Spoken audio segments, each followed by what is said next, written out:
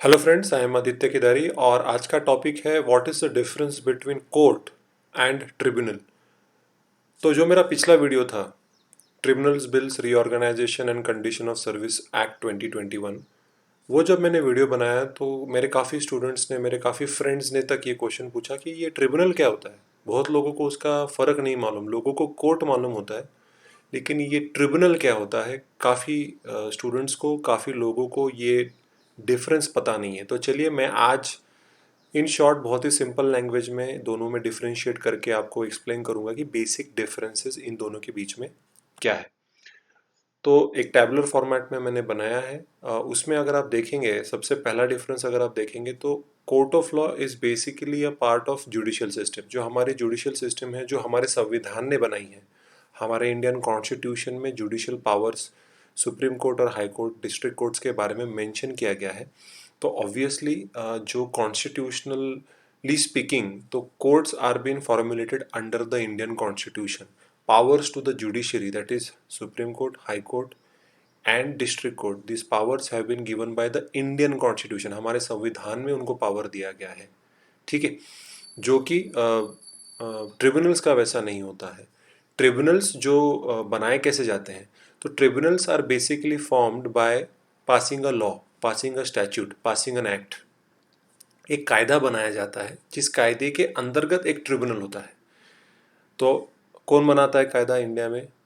Parliament, Indian parliament, the legislative body of the government, ठीक है। तो वो कायदा बनाते हैं। तो अगर मैं आपको एग्जांपल देना चाहूँगा तो इनकम टैक्स एक्ट, उसमें आएगा इनकम टैक्स ट्रिब्यूनल, ठीक है।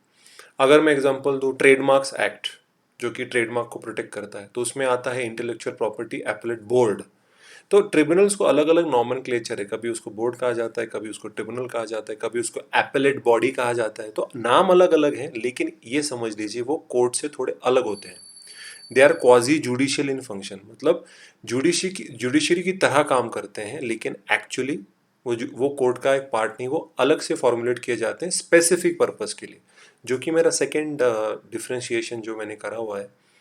तो सिविल कोर्ट, अगर मैं एग्जांपल लूँ, सिविल कोर्ट जो सिविल मैटर सब देखता है, प्रॉपर्टी के मैटर हो गए, किसी ने मेरे पैसे लिए जो मुझे वापस नहीं कर रहा है, ठीक है। सिविल कोर्ट्स जो कि सिविल देखते हैं, family courts divorce matters, family के झगड़े, ये सब सॉर्ट आउट करते हैं। और क्रिमिनल कोर्ट या सेशन कोर्ट जिसको कहा जाता है, वो क्रिमिनल केस देखते हैं, जैसे कि थेफ्ट हो गया, मर्डर हो गया, रेप हो गया, ऐसे केसेस सेशन कोर्ट देखता है।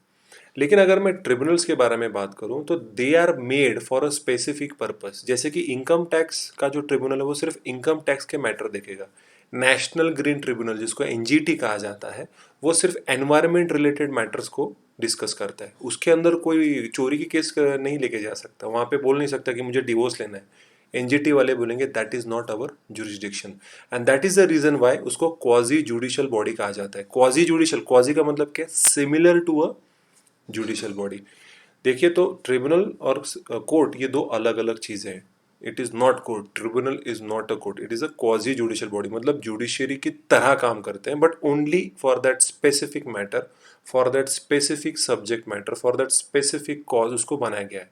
अब ये क्यों बनाया गया? ताकि जो हमारी नॉर्मल जुडिशरी है उस पर प्रेशर ना आए, क्योंकि इतने सारे मैटर्स हैं। और देखिए, कई बार जो होते हैं, जैसे कि nuclear energy, space, income tax, railways, airport authority, national, trademarks, patents, copyrights, ये सारे बहुत ज़्यादा टेक्निकल चीज़ें होती हैं। तो कई बार हमारे जो जुडिशरी के जो मेंबर्स होते हैं, कोर्ट के जो जजेस होते हैं, इनको ये कंसेप्ट समझ में नहीं आती। पेटेंट क्या होता है, साइबर क्राइम क्या होता है, इनको ये कंसेप्ट समझ में नहीं आते। इसीलिए इन स्पेसिफिक पर्पजेस के लिए, जैसे एनवायरमेंट रिलेटेड केसेस, उसमें एक्सपर्ट्स एक्सपर्ट्स लगते हैं कि भैया एनवायरमेंट पे इम्पैक्ट अगर होगा तो कैसे होगा, क्यों नहीं होगा। तो उसको environment consultants, environment experts, environment scientist लगते हैं। इसीलिए वो ट्रिब्यूनल बनाया गया है। उसके बाद अगर आप देखेंगे, तीसरा जो बहुत इंपॉर्टेंट पार्ट मैंने आपको बताया कि जुडिशरी इज इंडिपेंडेंट।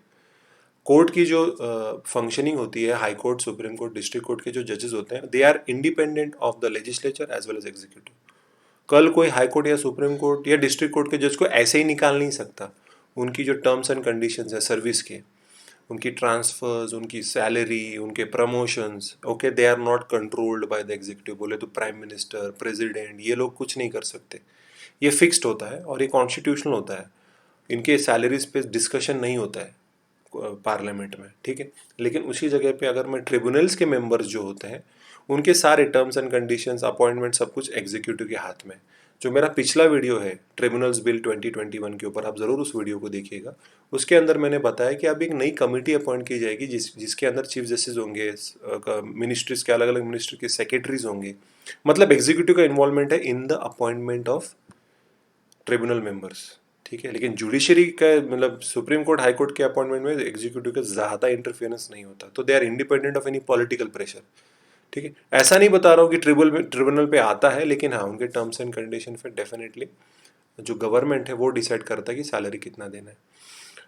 कोर्ट का जो जज होता है, जो प्रिसाइडिंग ऑफिसर है, मतलब डिस्ट्रिक्ट कोर्ट जज, सेशन जज, फैमिली कोर्ट का जज, हाई कोर्ट के जज, they are they are experts, they are trained in law, जो चौथा डिफरेंशिएशन है। लेकिन ट्रिब्यूनल में एक बोर्ड होता है जहाँ पे थोड़े बहुत मेंबर्स लॉ फील्ड के होते हैं और थोड़े बहुत मेंबर उसी फील्ड के होते हैं जिस चीज़ के लिए ट्रिब्यूनल बनाया गया है। कि for example income tax tribunal में वही ऑफिसर्स आएंगे, आईएएस आईपीएस ऑफिसर्स आएंगे, आईपीएस तो नहीं आएंगे, या इंडियन रेवेन्यू सर्विस के ऑफिसर्स आएंगे जो इनकम टैक्स के क्षेत्र में काम कर चुके हैं।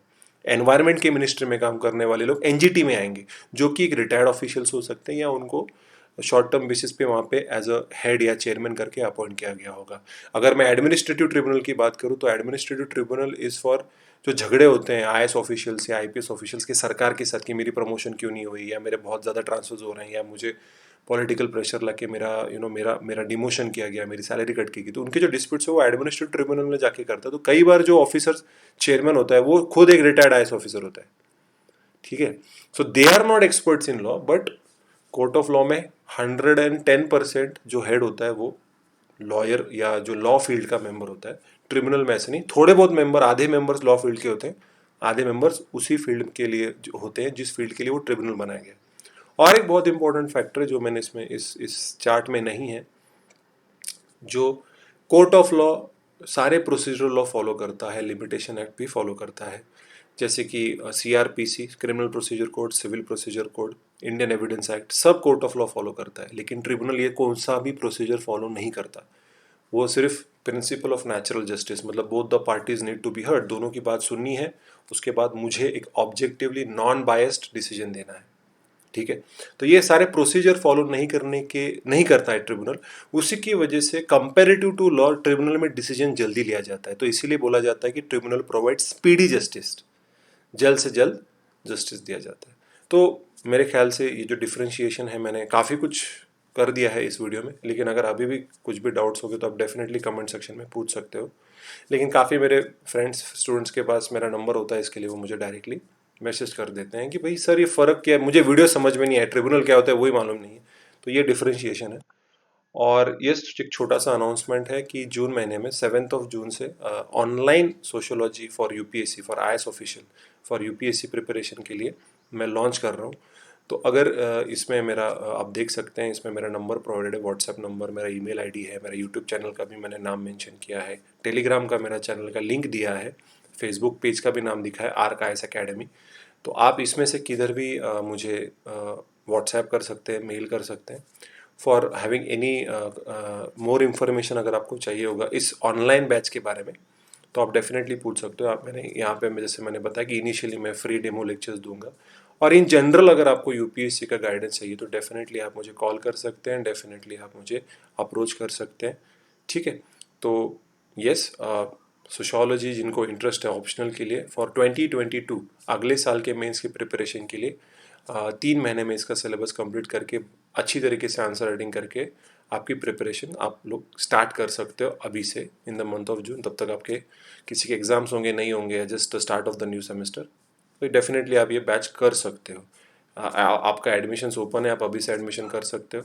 जल्द से जल्द अप्लाई करिए, क्योंकि लिमिटेड सीट है, मैं ऑनलाइन लेने वाला हूँ, मैं ज़्यादा बच्चे नहीं लेता ताकि मेरी क्वालिटी कॉम्प्रोमाइज़ नहीं हो। तो डेफिनेटली आप लोग मुझे अप्रोच कर सकते हैं। एक छोटा सा अनाउंसमेंट है सबके लिए। And thank you. आज का जो लेक्चर था, coming back to the topic court versus tribunal, तो मुझे लगता है कि ये क्लैरिटी आपको मिल गई होगी। Thank you. तब तक के लिए I am signing out, Aditya गिदारी।